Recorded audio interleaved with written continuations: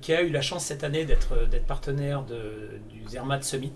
Zermatt Summit, c'est une fondation qui, depuis plusieurs années, se préoccupe de réfléchir aux impacts sur l'homme des grands mouvements de société et du monde économique. Et cette année, le focus était mis sur la question de l'innovation et en quoi cette innovation peut servir l'humanité.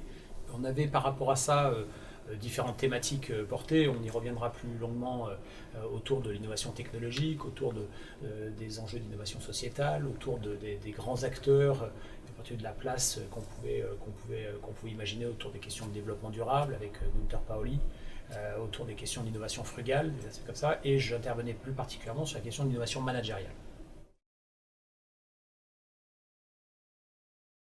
On a une conviction très profonde chez Kea qui est pas de développement de l'autonomie sans développement du management.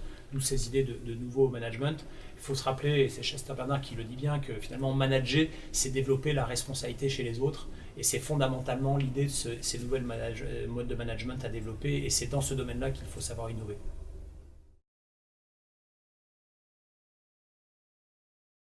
Alors comment y arriver? Bien entendu au travers de la vision du dirigeant, mais au-delà de ça, sur deux principaux facteurs de succès sur lesquels on investit autour aujourd'hui de l'entreprise alerte, du mix organisation que l'on peut développer. Et le premier, c'est le développement d'un modèle managérial nouveau, adapté, en se rappelant qu'il faut passer d'un modèle managérial qui était très centré sur une logique de délégation contrôle à un modèle managérial dans lequel le manager est là pour tout le temps, en permanence, donner le sens, développer l'initiative de ses collaborateurs, développer leurs talents, être en capacité à exprimer l'autorité chaque fois que c'est nécessaire, ou de créer les conditions de l'initiative de chacun de ses collaborateurs. Bien travailler ces différentes dimensions et amener le management. Pour nous, il n'y a pas d'autonomisation des organisations sans développement du management. C'est le premier pilier clé. Le deuxième, c'est de repenser la vocation des fonctions centrales et des fonctions corporate de ces grands groupes.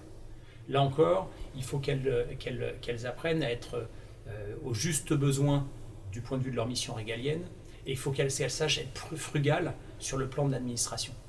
Il faut que ce soit des fonctions qui, petit à petit, s'orientent vers une capacité d'impulsion, une capacité de pollinisation des bonnes pratiques en entreprise, qu'elles soient capables de promouvoir et de développer les talents qui vont venir servir cette autonomisation et ces entités locales plus autonomes. Voilà, c'est les deux facteurs clés de succès qu'on a mis en avant pour être capable de faire porter ces bonnes idées dans des groupes de taille significative. Et je crois que les différents responsables de grands groupes qui étaient là, au premier chef l'OCP avec lequel je débattais, a adhéré à cette idée qu'il y avait des leviers particuliers à imaginer dans le cadre de grands groupes.